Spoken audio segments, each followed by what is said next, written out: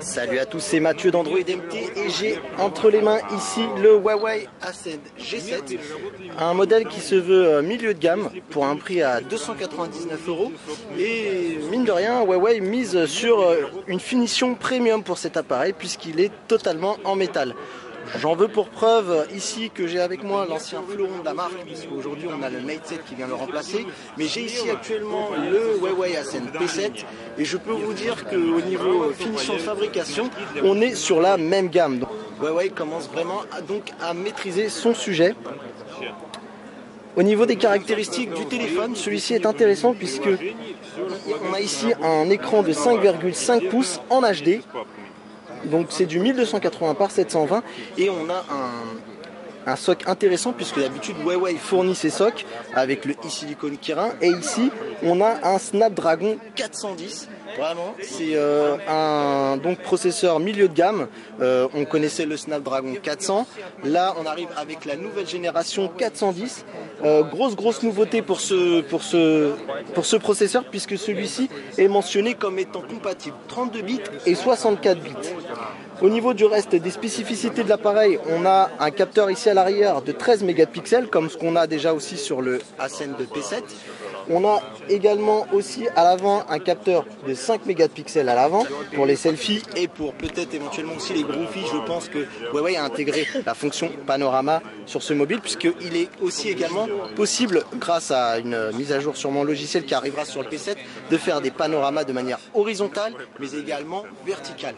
Huawei a pris comme exemple les hauts buildings américains et sont dans l'idée de dire qu'on pourra maintenant faire des panoramas qui sont à la verticale. Autre caractéristique de l'appareil, hein, bien entendu, on est sur un format à 2 Go de RAM, 16 Go de stockage, dont il est possible d'augmenter la capacité avec les célèbres tiroirs ici, donc un pour la SIM et un autre pour le slot micro SD, puisque on sait que Huawei a un des slots qui permet le double SIM, mais il y a peu de chances que ce modèle vienne en France, puisque ça a été le cas pour le P7, dont on a reçu une version qui était seulement compatible avec l'extension via micro SD. Au niveau de la batterie, on a une batterie de 3000 mAh, donc Huawei annonce vraiment une autonomie intéressante pour ce smartphone puisqu'il dispose d'un SoC assez raisonnable en ressources et d'un écran aussi également raisonnable vu qu'il est seulement HD. Au niveau des caractéristiques, on est sur du 153,5, que je dis pas de bêtises, et du 77,3 et avec une épaisseur de 7,6 mm. Donc je vous rappelle quand même que c'est un écran de 5,5 pouces. Et on voit que c'est vraiment une épaisseur très fine pour un téléphone de ce format. Pour rappel, ici j'ai le P7 qui lui affichait une épaisseur de 6,5 mm. Donc voilà, hein, pas de compromis sur l'épaisseur, on est vraiment sur quelque chose de très compact. Au niveau de la prise en main, c'est plutôt pas mal, même si on a un grand écran. Vous voyez, je l'ai ici entre les mains, je n'ai pas forcément de grandes mains. On aura du mal à naviguer de haut en bas puisque la taille de l'écran veut ça, mais en tout cas, il est très confortable en main, très agréable grâce au métal. On a bien entendu du Wi-Fi jusqu'à N, on a du Bluetooth 4.0, on a également la 4G LTE catégorie 4. Alors excusez-moi, on a du LTE catégorie 4 à 150 mégabits par seconde. Autre chose très intéressante, c'est que ce Huawei arrive avec la nouvelle mise à jour de la surcouche du constructeur. Donc ici, je vous ai mis l'interface eMotion UI 2.3 du Ascend P7.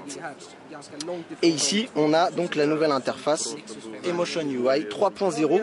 On le voit ici, Huawei commence à préparer ses smartphones à la mise à jour d'Android L. On regarde bien ici au niveau des boutons, le design nous rappelle ce qui avait été annoncé pour Android L. Donc le multitâche a été revu Voilà, si je vous fais un petit comparatif, au niveau du multitâche, ça donne ça pour le Huawei Emotion UI 2.3 et là on a sur le 3. Au niveau également des autres possibilités, Huawei reprend pas mal de choses qu'on a vues notamment chez Apple ou chez également Xiaomi pour les plus grands connaisseurs, avec des interfaces qui veulent des fenêtres avec un peu, vous savez, à l'arrière ce fameux flou.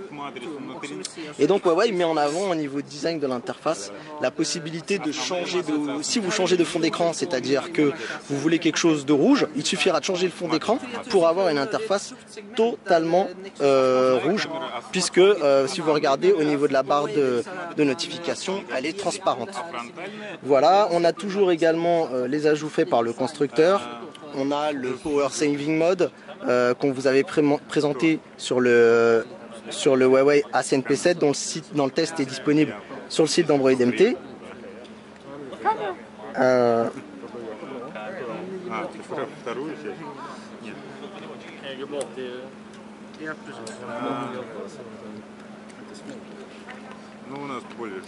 Ici, et vous voyez ici déjà au niveau du design, si vous regardez les dernières vidéos qu'on vous a mis pour le Xiaomi MI 6, on voit déjà une petite ressemblance au niveau de tous ces aspects. En tout cas visuellement c'est beaucoup plus joli, vraiment, étant connaisseur de l'Emotion UI 2.3, on est sur quelque chose de déjà plus agréable. On a toujours la sélection des thèmes chez Huawei, et qui compte également, qui a rappelé dans sa conférence qu'il comptait sur la communauté pour enrichir ses thèmes. Ils ont présenté également quelques vainqueurs qui avaient proposé des thèmes plutôt sympas. Ben voilà, je pense avoir fait déjà le tour de ce Huawei Ascend G7 qui sera proposé à 299 €. Voilà, c'était Mathieu d'Android MT. Restez dans le coin pour plus de vidéos et on vous dit à très bientôt. Merci de nous suivre et de vous abonner aux différents réseaux sociaux et à notre chaîne YouTube. Merci à vous les amis, à bientôt.